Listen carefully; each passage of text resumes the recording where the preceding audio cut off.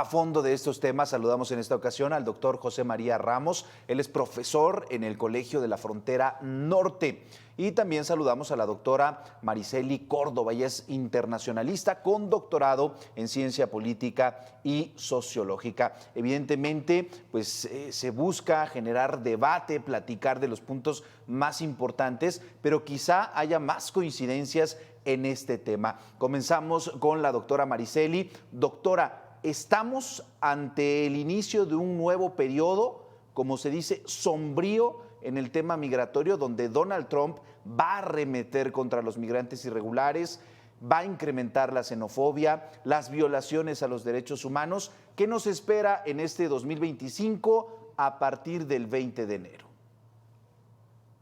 Hola, buenas tardes a todos.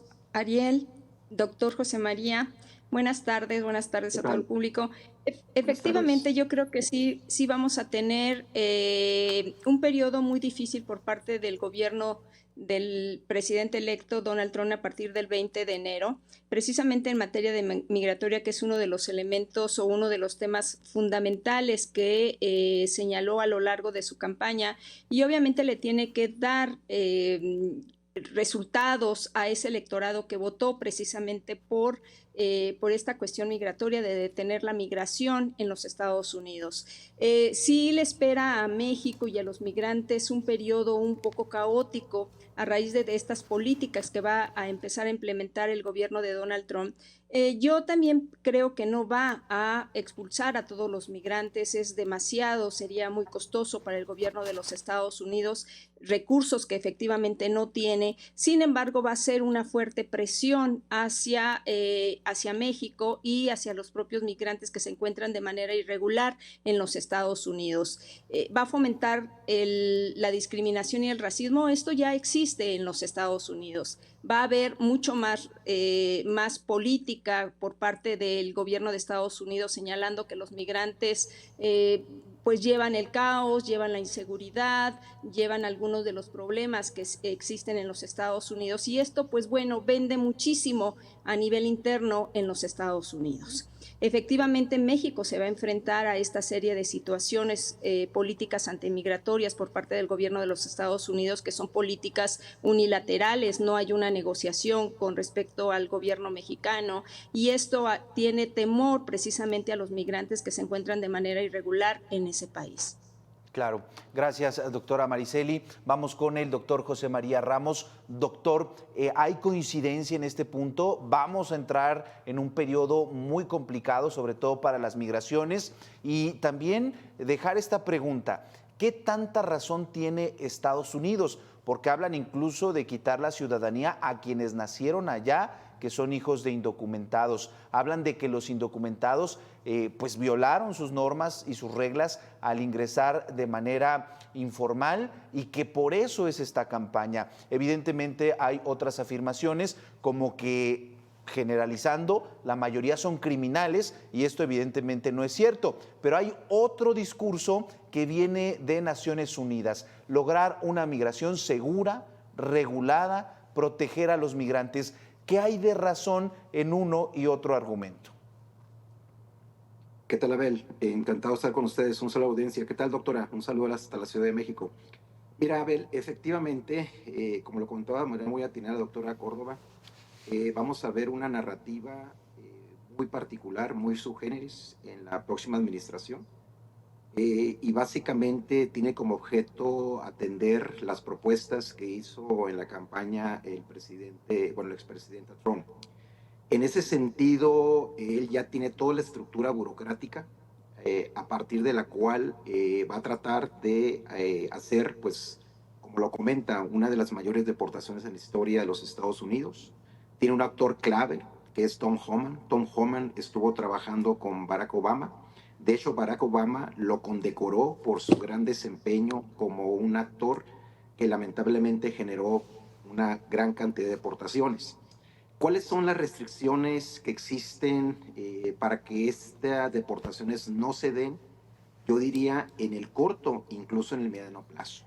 La primera de ellas es que de los 11 millones de personas en situación irregular en Estados Unidos, La mayoría, cerca de un 60%, se concentran en ciudades santuario, es decir, son Los Ángeles, son Chicago, son Nueva York, entre otras ciudades, incluso algunas ciudades, de alguna manera El Paso, Texas, San Antonio, ciudades que en algunos casos son demócratas, pero en el caso de Texas no lo son.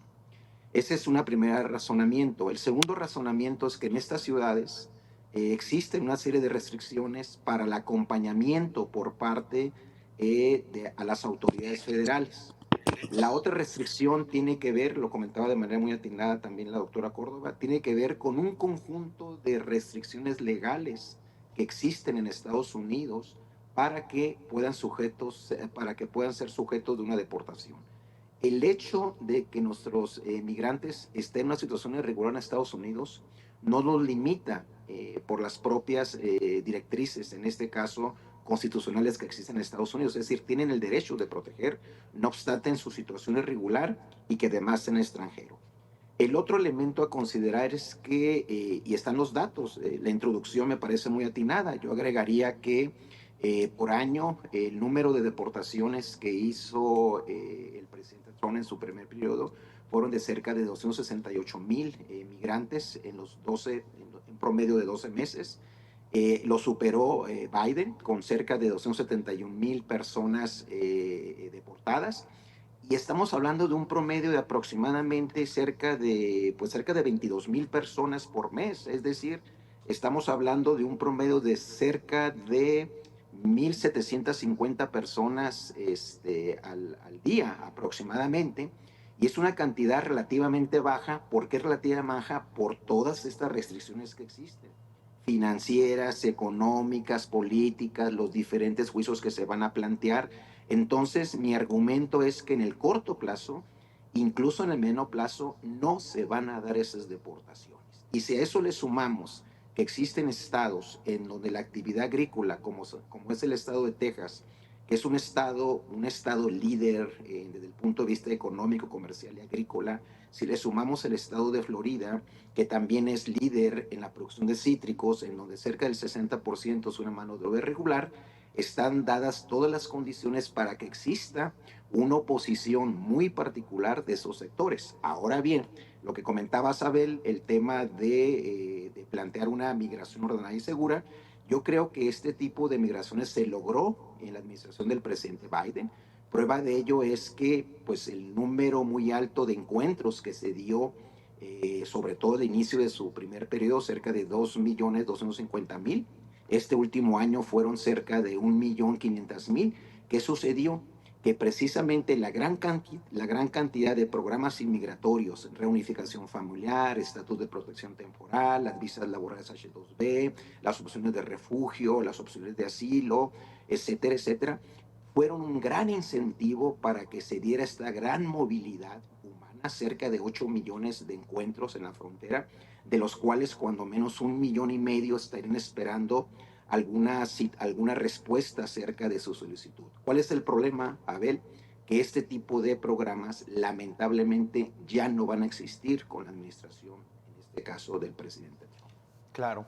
Gracias al doctor José María Ramos por este primer comentario. Ahí está el tema, nos acercamos a un momento difícil, quizá en el tema mediático y para muchísimas familias donde sí habrá esta afectación por las deportaciones, pero hablar de expulsar a 11 millones de migrantes podría ser un tema más complicado y en el corto plazo, como coinciden ambos, no podría darse. Sin embargo, ahí va a estar el tema. Vamos a hacer una primera pausa, pero regresamos en cómo debemos ver a esta migración hacia Estados Unidos. Mucho sí, se habla del sueño americano, pero ahora también de refugio por conflictos en otras zonas del planeta. Regresamos. Y el factor Trump. Vamos con la doctora Maricely Córdoba. Doctora, ¿cómo tendría que tratarse este fenómeno de la migración en este 2025 y ajustado a los marcos, a los reglamentos y a las recomendaciones internacionales? Se habló por mucho tiempo de que la aspiración era llegar a Estados Unidos para mejorar la vida quizá en el tema económico, pero ahora vemos que están llegando migrantes de todas las partes del planeta, de países que tienen conflictos importantes y más bien es un tema de supervivencia, de sobrevivir a esos conflictos. Bueno, sigue siendo el tema económico el principal elemento de la población que migra, no solamente hacia Estados Unidos, sino a cualquier otra parte del mundo, en el caso de España, en el caso también de Alemania. Es decir, la cuestión económica sigue siendo el referente importante. Sin embargo, cada vez más hay otros elementos que hacen que la migración se vuelva más multifacética, que se vuelva por distintas razones. Entre ellos es precisamente la cuestión de la seguridad. Entre ellos tenemos también el caso de México, en el cual población mexicana de Chiapas, de Guerrero, de Oaxaca, cada día están emigrando más hacia los Estados Unidos por cuestiones de seguridad. El crimen organizado se ha establecido en sus lugares de origen y eso lleva a que la población no se encuentre segura precisamente para continuar en sus territorios y conlleve precisamente a más migración. Si antes el 90% la migración era precisamente por cuestiones económicas, ahora ya hay un 40% de la población que migra a nivel internacional por estas cuestiones de inseguridad en sus lugares de origen. Esto lo podemos ver también en el caso de Centroamérica, con el llamado Triángulo Norte, los países y Sudamérica también, en el caso de Venezuela, en el caso de Honduras, el caso de El Salvador, que también se van por esta cuestión de materia de seguridad. No se diga a los países africanos, no se diga a los países asiáticos, sobre todo ahorita en el caso del Medio Oriente, donde los conflictos internos, los conflictos, las guerras internacionales llevan cada vez más a que la población emigre hacia los países en donde se consideran que es más seguro. No obstante, a pesar del racismo, de la discriminación a los cuales se enfrentan en estos países, prefieren ese racismo, esa discriminación, antes que seguir viviendo en sus lugares de origen. Y esto vuelve que la migración se convierta en un tema muy caótico a nivel internacional. Los derechos humanos inclusive son pisoteados, lo de los migrantes. Si bien las Naciones Unidas hace referencia a que tiene que ser una migración ordenada, en realidad no existe esta migración ordenada. ¿Por qué? Porque bueno, los países de Europa cada día ponen más leyes precisamente a la migración irregular y esto lleva a que ellos traten de pasar a los países a los cuales quieren pasar en condiciones realmente no seguras. Cada vez crece el crimen organizado en cuestión de la migración, hay más los llamados polleros y ellos tienen que pagar más dinero incluso para poder emigrar hacia los países a donde quieren hacerlo. Si antes pagaban $2,000, $3,000, $5,000, ahora ya va a ser pagan hasta 10,000. Y no se diga ahora con las políticas, si lo tomamos en el caso del presidente Trump, pues va a ser mucho más pesada esta migración, van a tener que irse hacia lugares inhóspitos, cada vez más inseguros para los migrantes y van a tener que pagar también mucho más recursos para poder emigrar hacia los Estados Unidos. Y esto no se vuelve regular, no hay una regularización con respecto a estas políticas por parte de los gobiernos que lo implementan y esto hace que los indocumentados atraviesen lugares repito, mucho más inseguros que, bueno, están en sus vidas, corren peligro,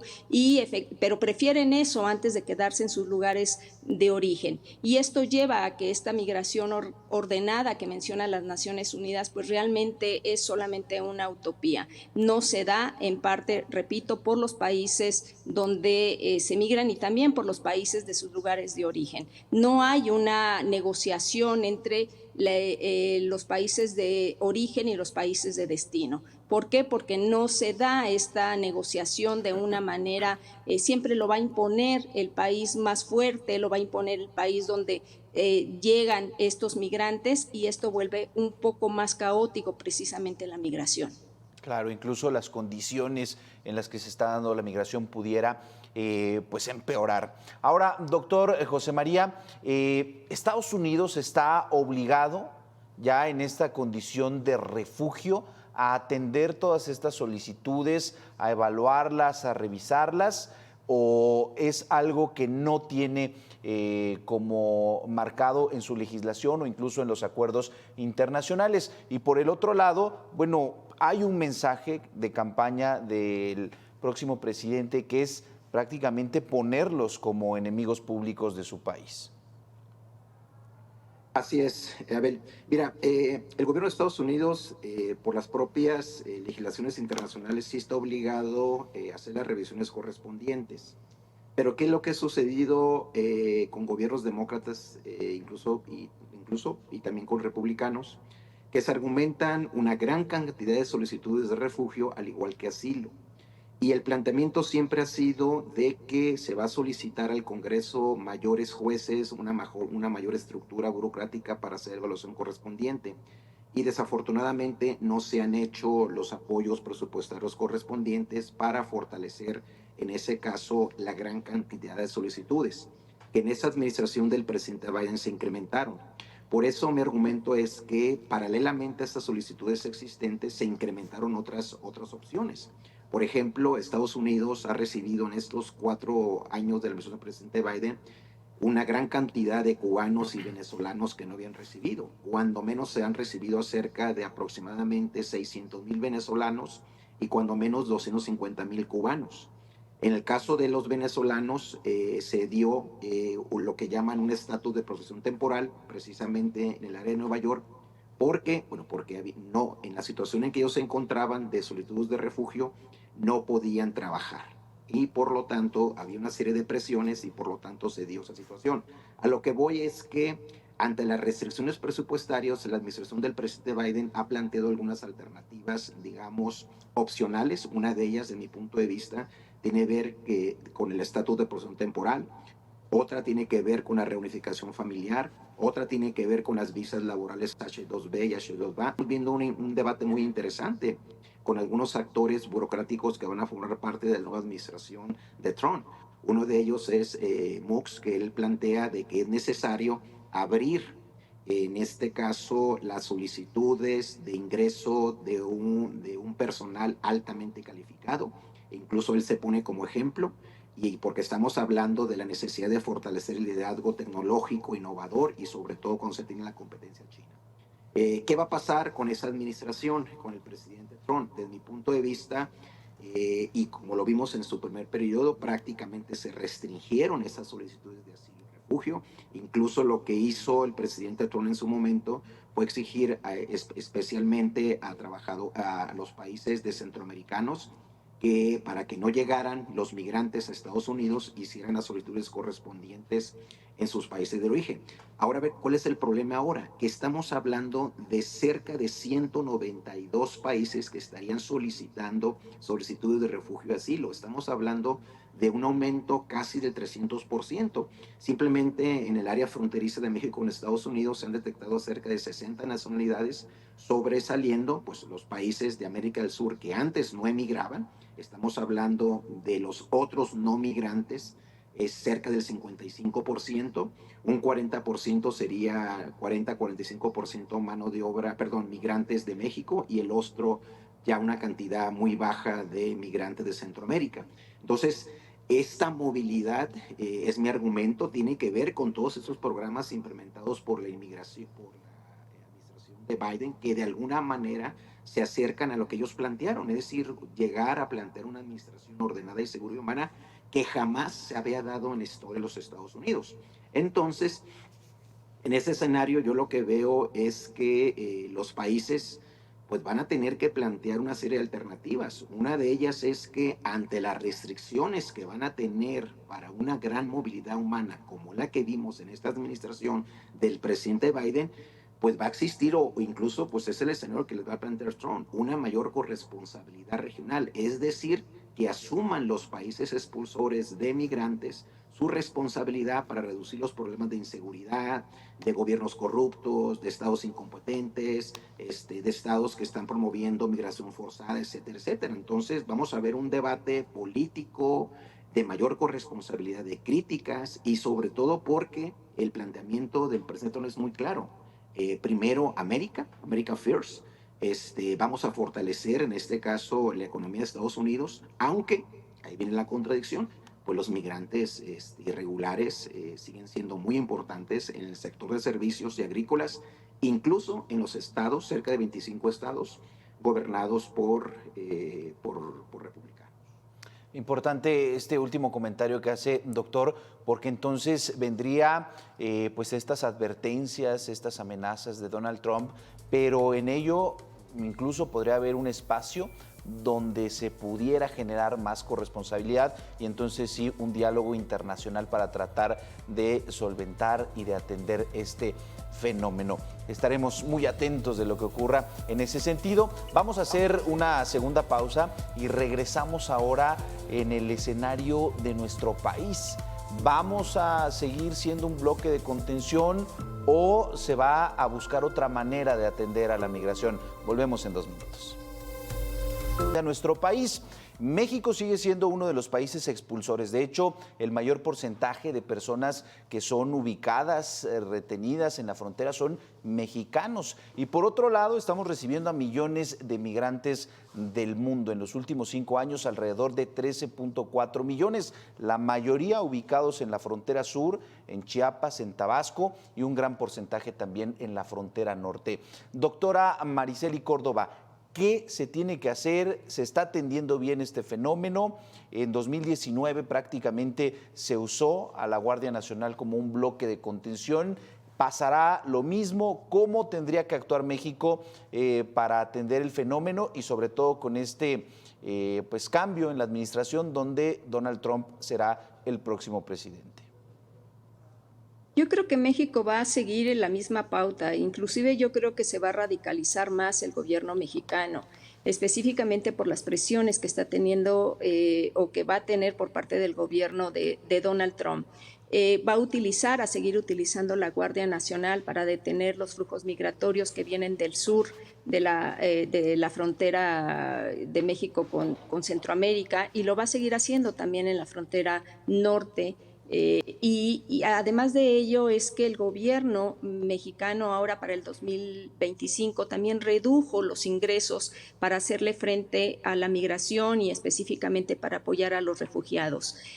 México tendría que negociar, de llevar a cabo lo que menciona el doctor Ramos, es hacer una negociación precisamente no solo con los países de Centroamérica, aquellos expulsores de migrantes, sino también con los países, con los gobiernos, con los gobiernos de los estados del sur de los Estados Unidos, en los cuales se encuentra la mayor concentración de los migrantes, específicamente mexicanos, en Estados Unidos. Tiene que haber una mayor negociación, hacerle ver que los migrantes son muy importantes. California, Texas, Florida, usan mucha mano de obra migrante y son fundamentales para la economía de estas regiones. Y México tiene que hacerle ver no solamente a los gobiernos, sino también a los grandes empresarios que se encuentran en estos estados sobre la importancia de la mano de obra. Eso lo saben específicamente tanto los gobiernos como los empresarios. Sin embargo, tiene que haber una negociación mucho más contundente. No señalar que los mexicanos son héroes y heroínas, sino que específicamente son un eslabón muy importante para el desarrollo de la economía de los Estados Unidos. Y lo mismo tiene que pasar con los gobiernos centroamericanos, con los gobiernos expulsores. México no lo puede hacer solo. Tiene que negociar con ellos, tiene que hacerle ver de que esta migración ordenada se tiene que dar, porque México es el que va a pagar mucho más las consecuencias de esta política de Trump. Efectivamente tiene dentro de su gabinete a los llamados halcones, estos halcones que de una o de otra manera han tenido una labor en la cuestión migratoria. El caso de Tom Holmes, como lo mencionaba el doctor, inclusive recibió premios por parte de Obama y sin embargo es una persona que está en contra de la migración de manera irregular, y esto va a afectar precisamente la estabilidad también del gobierno de México. México tiene que tener una mano mucho más contundente, una negociación, una estrategia mucho más fuerte, repito, no solamente con los estados del sur de los Estados Unidos, sino también con los países centroamericanos, pero también una estrategia a nivel nacional, específicamente específicamente los gobiernos, los estados donde va a llegar la mayor parte de los deportados, ellos mismos también tienen que tener recursos que no lo tienen y los van a tener que mandar a sus lugares de origen, a esos lugares de origen que muchos de ellos salieron precisamente por cuestiones económicas o por cuestiones de inseguridad. Sin embargo, yo no veo una estrategia por parte del gobierno mexicano hasta el día de hoy.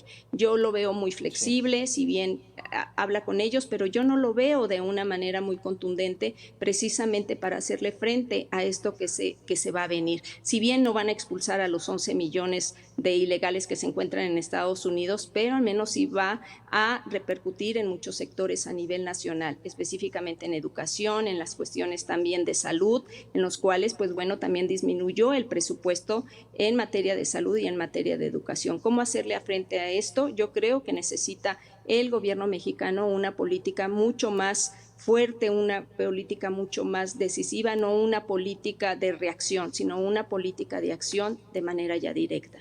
Claro, gracias doctora. Y doctor José María, estamos cerrados de tiempo, pero un último comentario breve y mil disculpas por reducir su última participación. Sin ningún problema. A ver, mira, los principales acuerdos que hemos sostenido con Estados Unidos han sido con republicanos. La última reforma inmigratoria va a cumplir 40 años, que fue con el presidente Ronald Reagan.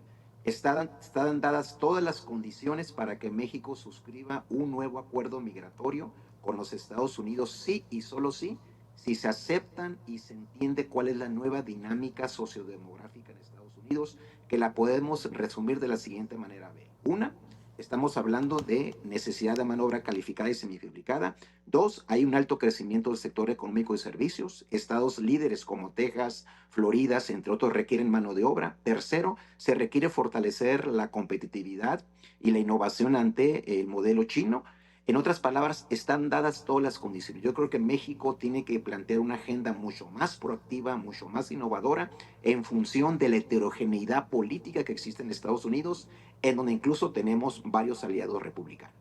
Gracias al doctor José María Ramos, él es profesor en el Colegio de la Frontera Norte, y también gracias a la doctora Maricely Córdova, internacionalista con doctorado en Ciencia Política y Sociología. Se viene esto como una amenaza, pero entonces también podríamos verlo como una oportunidad para ahora sí plantear algo que pudiera pues atender de manera correcta, de manera integral este fenómeno global. Muchísimas gracias a ambos, excelentes fiestas y feliz 2025. Gracias, Abel. Gracias, doctora.